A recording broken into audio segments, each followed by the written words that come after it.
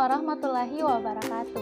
Hai teman-teman, perkenalkan nama saya Sri Devi dengan NIM J1A1190073 dari kelas K3 2019 Fakultas Kesehatan Masyarakat Universitas Halu Oleo Kendari tahun 2021. Pada video kali ini saya akan memberikan edukasi kepada masyarakat pesisir mengenai KEP atau kekurangan energi protein.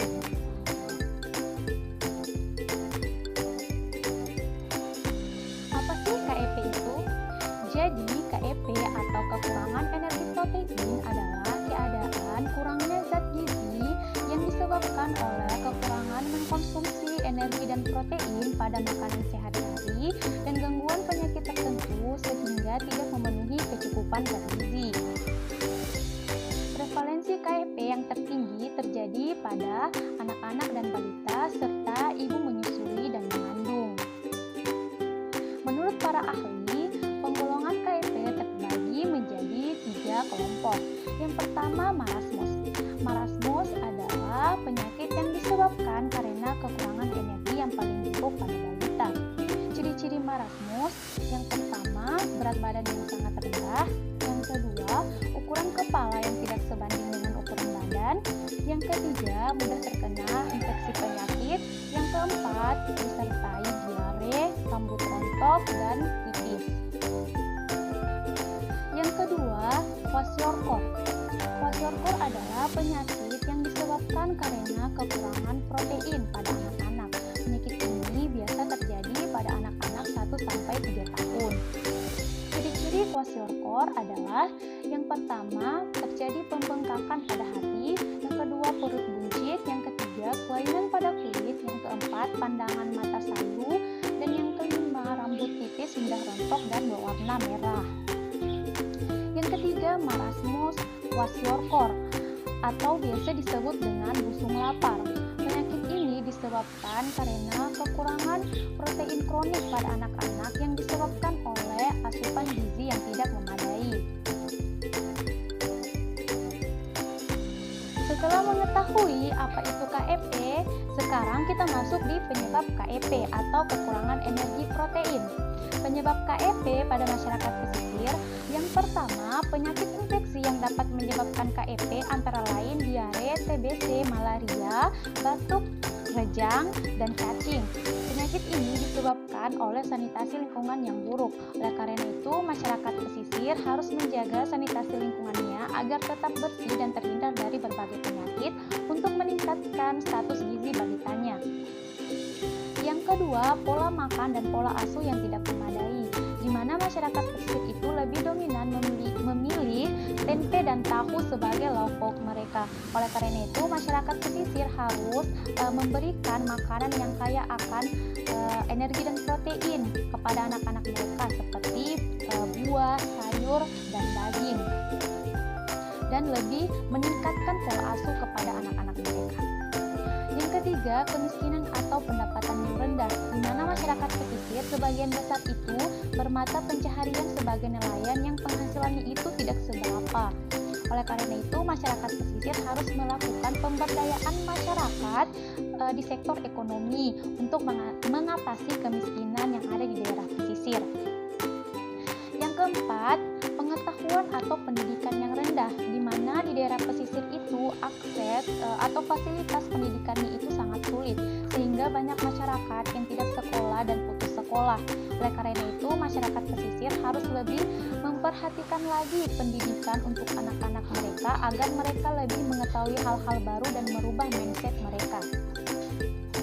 Yang kelima, besarnya anggota keluarga, di mana sebagian masyarakat pesisir itu belum menjalani program keluarga berencana atau KB, sehingga anak atau keturunan mereka itu banyak. Ditambah lagi penghasilan yang rendah, yang tidak sehingga pemenuhan gizinya itu terhambat pada anak-anak mereka yang dapat mengakibatkan KEP pada anak dan balita mereka. Oleh karena itu, ada baiknya masyarakat pesisir itu harus menjalani program keluarga berencana atau KB. Setelah mengetahui penyebab dari KEP, perlu kita juga mengetahui dampak dari KEP. dampak dari KEP itu sendiri, yang pertama merosotnya mutu kehidupan, yang kedua terjadinya gagal pertumbuhan kepada anak, yang ketiga terjadinya gangguan mental pada anak, dan yang keempat tingginya angka kematian. Hal ini menyebabkan meningkatnya angka kematian pada balita yang merupakan derajat indikator kesehatan.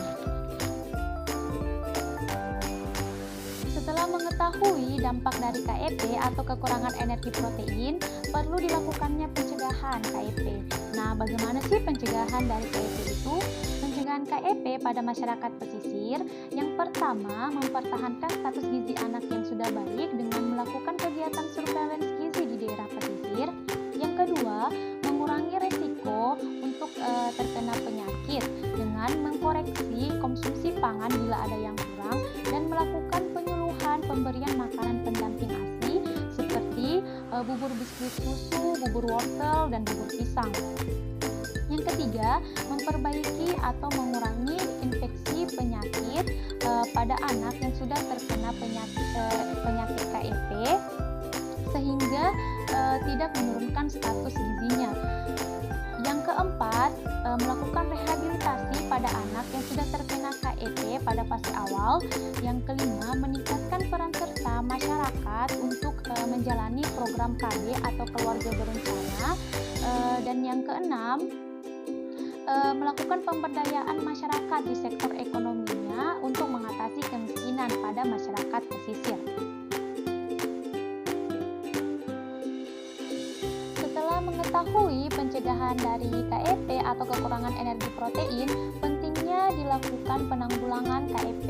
Nah, bagaimana sih penanggulangan KEP itu? Penanggulangan KEP pada masyarakat pesisir, yang pertama pemantapan UPGK atau upaya perbaikan gizi keluarga.